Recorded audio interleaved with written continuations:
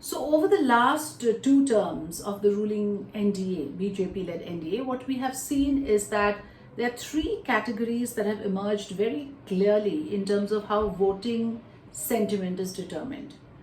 So there is beneficiary politics, where bulk of the population have benefited from welfare schemes, so-called freebies, and therefore their loyalties are bought.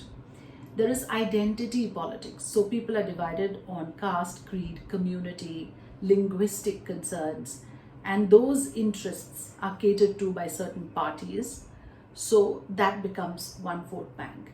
There is, of course, religious and communal interests. Today, the society is divided along religious lines, and therefore you have issues like CAA, NRC, that stokes public sentiment. There are issues like personal law, religious personal law, UCC, that is sort of determining, that is sort of dividing people on religious communal lines. Now, in all of this, where does the issue of electoral bonds come in?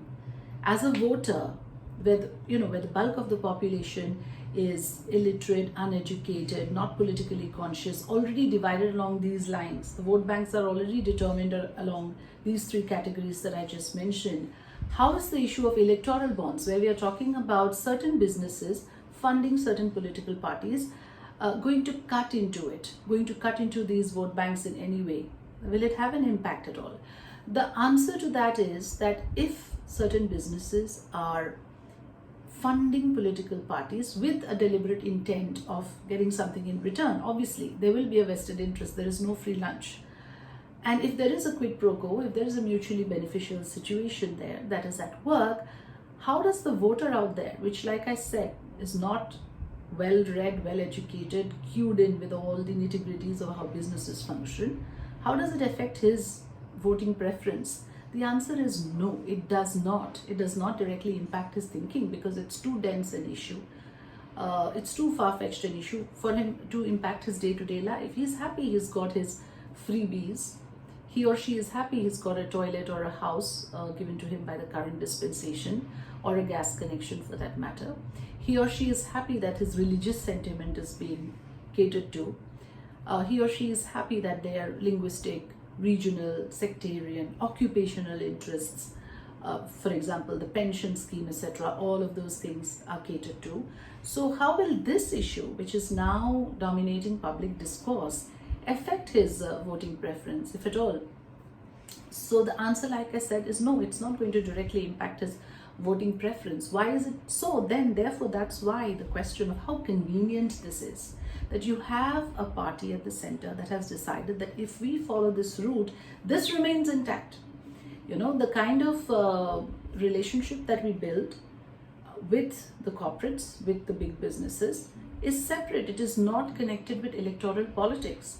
And therefore, the funds will flow in, and certain projects, contracts will be given in lieu of that generosity extended to them. And the rest of it does not even get impacted. While this is the case, the fact also remains that in the quid pro quo, is your and my interest suffering? Is the citizens' interest, is the interest of the people put at stake? There the answer could be yes. Because if you are catering to one certain entity and doing so on the basis of funds that are given to you, obviously you're doing so without considering whether that's the best player or whether that's the best option for you, who's going to deliver for the public. You're doing it purely because you have something to get in return. So that is the crux of this matter. The businesses, of course, also owe it to their stakeholders to tell them, to reveal to them which is the party that they are favoring or funding, because those stakeholders may not be ideologically aligned to you, and they have no idea that they have been contributing to a business or a corporation that has been funding politically to this party. They may not necessarily know about it, because all of this has been kept under the wraps all this while, under the electoral bond scheme. Not anymore. So let's hope things change. Things must change. And you and me have the onus on us as well to think about this and understand that we are being divided and put in these boxes along religious lines, communal lines. We are being bought over with freebies and welfare schemes, and all the funding is coming from businesses and stuff where the party is flush with funds, because it has ensured that those channels are in place where the money will flow in. But then it's all connected.